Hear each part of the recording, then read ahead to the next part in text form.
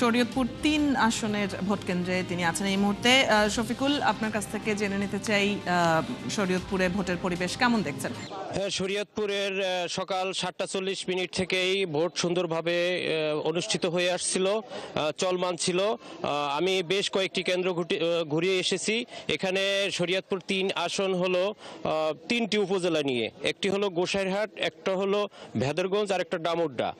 আমাদের এখানে কিন্তু 4 জন প্রার্থী, এর মধ্যে হেভিওয়েট প্রার্থী হলেন হেভিওয়েট প্রার্থী জাতীয়তাবাদী দল বিএনপির চেয়ারম্যান তারেক রহমানের ব্যক্তিগত সহকারী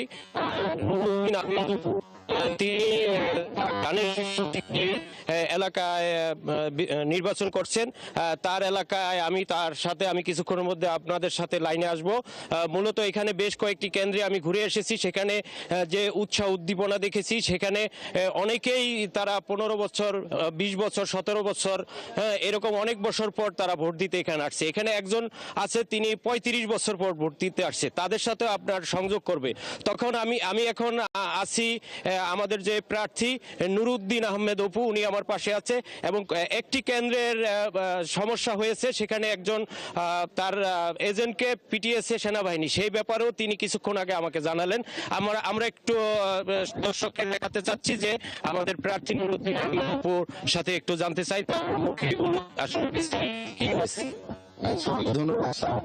এলাকায় একটা উৎসবমুখর অবস্থা ছিল, কিন্তু ডামুড্ডা উপজেলার কনেশ্বর ইউনিয়নের সৈয়দ মোস্তাক কেন্দ্রে প্রায় 4200 ভোট।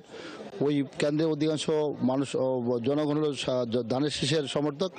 এই ভোটটাকে বাধাগ্রস্ত করার জন্য, যাতে ভোট কাস্টিং কম হয়, সেই জন্য ওখানে কিছুক্ষণ আগে আমি বলবো যে এটা কেন করলো আমি জানি না, সেনাবাহিনী আমাদের এজেন্টকে ধরে নিয়ে এবং কেন্দ্রের ভিতরে নিয়ে পিচমোড়া বাঁধ দিয়ে 1 ঘন্টা তাকে পিটিয়েছে এবং 1 ঘন্টা ইলেকশন কোনো ভোট গ্রহণ হয় নাই।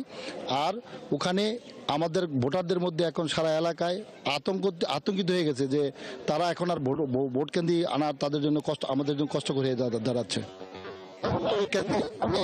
আরো জানিয়েছি যে আমাদের এই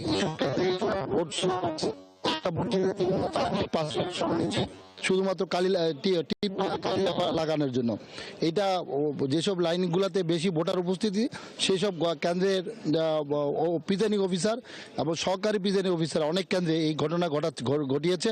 আমি ইউনিকে বলেছি, ডিসিকে বলেছি, কিন্তু তারা এই পর্যন্ত কোনো ব্যবস্থা নেয় নাই। আমি এখন আরো 2-1 প্রার্থীর সাথে, মানে প্রার্থী না থাকলেও আমি এখানে কয়েকজন ভোটারের সাথে আমি কথা বলবো।